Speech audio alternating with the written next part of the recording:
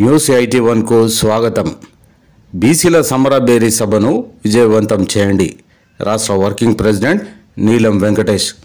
బీసీల సమరబేరీ పోస్టర్ ఆవిష్కరణ, కుల సంఘాలు అధిక సంఖ్యలో పాల్గొనాలని పిలుపు.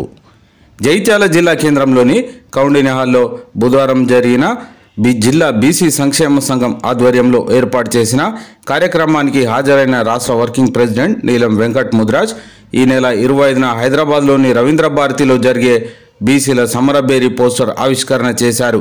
ఈ సందర్భంగా ఆయన మాట్లాడుతూ రాష్ట్ర నలుమూలల నుండి బీసీలు అధిక సంఖ్యలో పాల్గొని సభను విజయవంతం చేయాలని కోరారు. ఈ కార్యక్రమంలో రాష్ట్ర ప్రధాన కార్యదర్శి టి నందగోపాల్, చిగుర్ల శ్రీనివాస్, జిల్లా ప్రధాన కార్యదర్శి అవారి లత, కార్యదర్శి మురుష్పట్ల లక్ష్మీనారాయణ, యువజన సంఘం జిల్లా అధ్యక్షుడు కొక్కు గంగాధర్, ఆర్గనైజింగ్ సెక్రటరీ తిరుపురం రామచందర్, విద్యార్థి విభాగం అధ్యక్షుడు దండుగుల వంశీ, జిల్లా సంక్షేమ సంఘం ప్రధాన కార్యదర్శి రాచకొండ రోజా, సాంస్కృతిక కార్యదర్శి బొమ్మడి నరేష్ కుమార్, నియోజకవర్గ అధ్యక్షులు బండపల్లి మల్లీశ్వరి, పట్టణ అధ్యక్షుడు రాపర్తి రవి తదితరులు పాల్గొన్నారు. మంత్రిత్వ శాఖ లేకపోవడం అనేది చాలా దౌర్భాగ్యమైనటువంటి పరిస్థితి.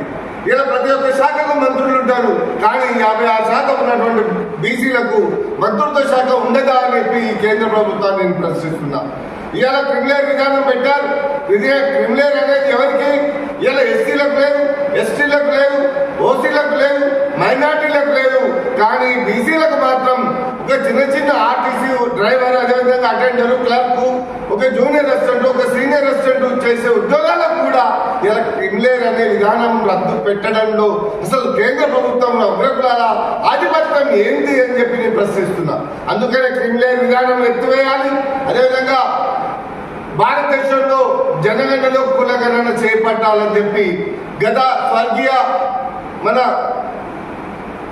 సుష్మా స్వరాజ్ గారు 2010లో కాంగ్రెస్ ప్రభుత్వం మీద అదే పార్లమెంట్ లో ధ్వజమెత్తారు.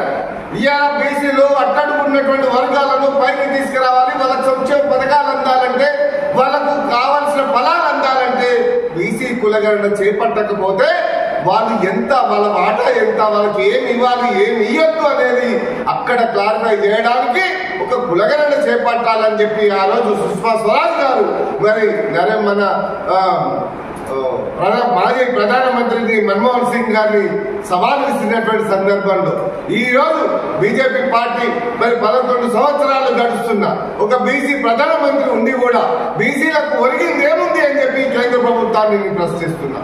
ఇలా బీసీ ప్రధానమంత్రి మావాడు కావచ్చు, మావాడు ఉన్నాడు కాబట్టి ఇవాళ ఓట్లు దండుకొని ఇలా కేంద్రంలో మరొకసారి మూడోసారి మరి ప్రధానమంత్రి చేయడంలో కూడా ప్రధాన పాత్ర పోషిస్తున్నామని చెప్పి నేను గుర్తు చేస్తున్నా.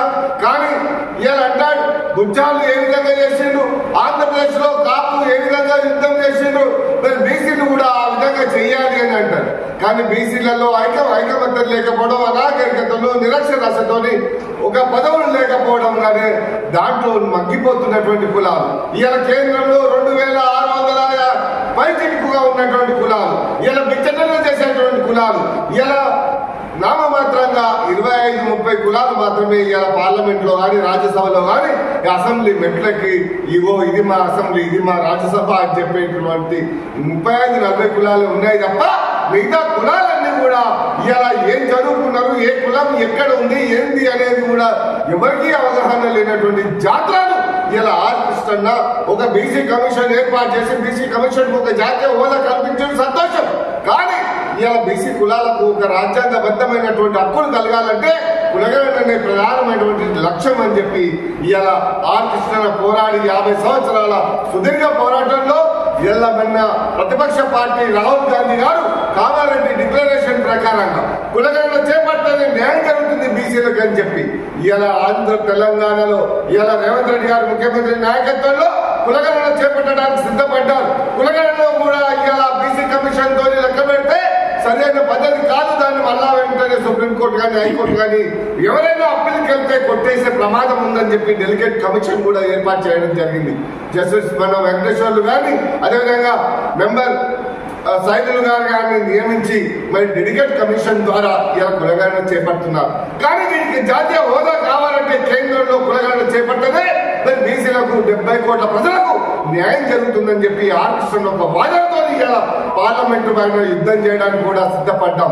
అందుకనే రేపు 25వ తారీఖు రవీంద్రబాద్ లో జరగబోయే కార్యక్రమంలో ప్రధానమైనటువంటి డిమాండ్లతో రేపు జరగబోయే పార్లమెంట్ సమావేశంలో బీసీ కులగణన చేపట్టాలనే ప్రధానమైనటువంటి డిమాండ్, ఒక క్రిమినల్ విధానాన్ని ఎత్తేసి బీసీ మంత్రిత్వ శాఖ పెట్టడానికి పెద్ద ఎత్తున సన్నాహాలు చేయకపోతే రాష్ట్ర ప్రభుత్వాన్ని కానీ అటు కేంద్ర ప్రభుత్వాన్ని కానీ ఒత్తిడి పెట్టి భర్తం పట్టేంత వరకు బీసీలంటే బడుగు బలైన వర్గాలు కాదు, బిగ్గెస్ట్ కేసుగా రాజ్యాధికారం కోసం దిశగా ప్రయాణించడానికి సిద్ధంగా ఉన్నారు.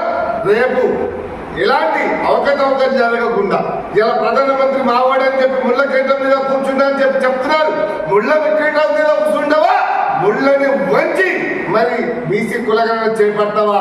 ఇలా బీసీలకు తగిన న్యాయం జరగడానికి మరి బీసీ ప్రధానమంత్రి ఉన్నప్పుడే జరగకపోతే అగ్రకులాలు పదవిలో కూర్చున్నప్పుడు మనకు జరుగుతుందా అని చెప్పి కేంద్ర ప్రభుత్వాన్ని డిమాండ్ చేస్తూ మరి అతి తొందరలోనే రాష్ట్రంలో ఉన్న ప్రతి ఒక్క బీసీ బిడ్డ కూడా ప్రతి ఏ పార్టీలో ఉండండి, బీజేపీ పార్టీలో ఉండండి, కాంగ్రెస్ పార్టీలో ఉండండి, సిపిఎం అదేవిధంగా ప్రతిపక్ష పార్టీలో ఎన్ని పార్టీలలో ఉన్న ప్రతి బీసీ బిడ్డ కూడా మేల్కోకపోతే కనుక మనము మన తాతలు ముత్తాతలు ఏ విధంగా అయితే ఎట్టి చాకరీ చేసి ఎక్కడైతే మగ్గి కుక్కు పాల కింద తొక్కివేయబడ్డామో మన బిడ్డల భవిష్యత్తు తిరగరాయాలంటే మనమందరూ ఐక్యమత్యం కావాలి, తిరుగుబాటుకు సిద్ధం కావాలని చెప్పి పిలుపునిస్తున్నాం.